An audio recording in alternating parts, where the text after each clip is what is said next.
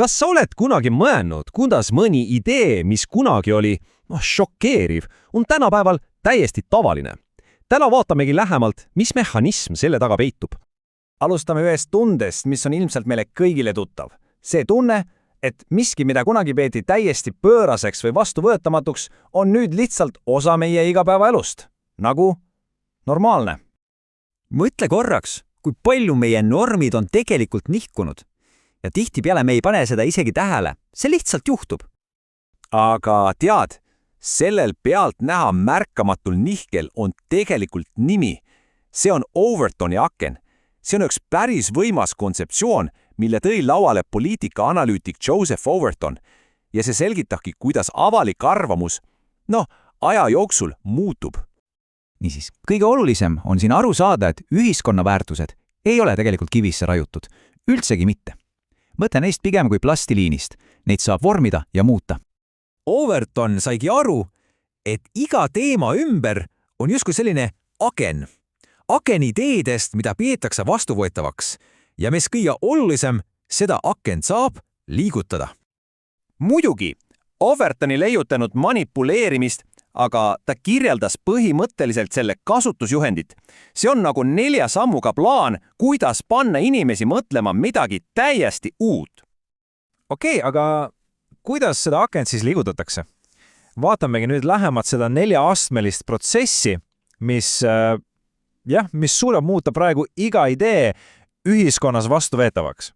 Esimene samm on keel, sõnade muutmine. Sest nagu uuringud on näidanud, siis neutraalsem keel mõjub meie südametunnistusele justkui tuimestine. See muudab ebameeldivad asjad palju vastuvõetavamaks. Ja siis tuleb huumor.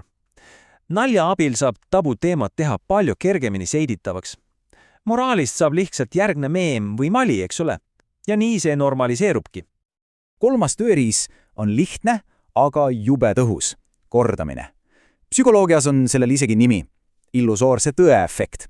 Ehk siis, kui sa kuuled mingit ideed 100 korda, hakkab see tunduma lihtsalt tõena, nagu fakt. Ja lõpuks 4. samm. See on meie enda kaasamine. Vaata, sotsiaalmeedia algoritmid saavad kohe aru, mis meid šokeerib või vihastab. Ja meie reaktsioonid, isegi kui me oleme maruvihased, annavad algoritmile signaale, näita mulle seda veel. Ja nii iga kommentaar ja klikiga nihkub see aken jälle millimeetri võrra. Okei, see kõik tekitab aga päris olulise küsimuse. Kes siis tegelikult vastutab kõige selle eest? Neid näiteid on ajaloos ju küll ja veel. Võtame näiteks suitsetamise või kiirtoidu või isegi plastilise kirurgia. Mustrid korduvad. Nii, kes siis ikkagi vastutab? Kõige lihtsam on muidugi näidata näpuga kellegi teise peale, väliste jõudude peale.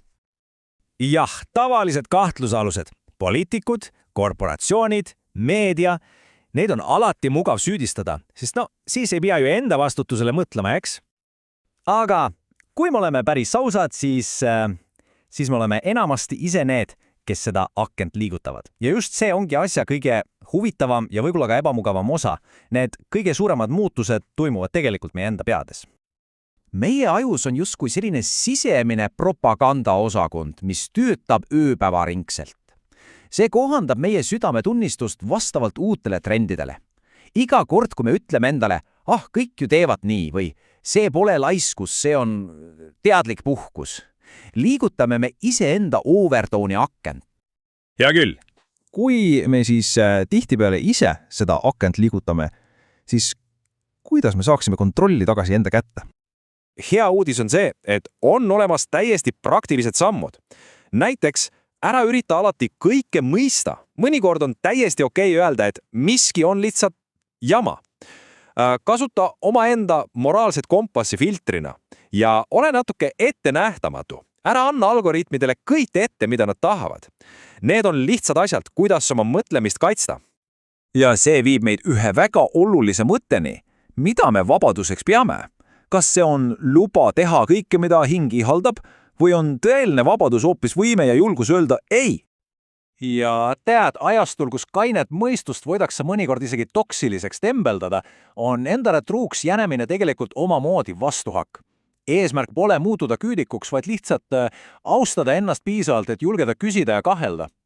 Nii et lõppkokkuvõttes selles lõputute trendide maailmas tasub endalt küsida, kas sa valid trendi või valid sa iseenda. See on mõttekoht.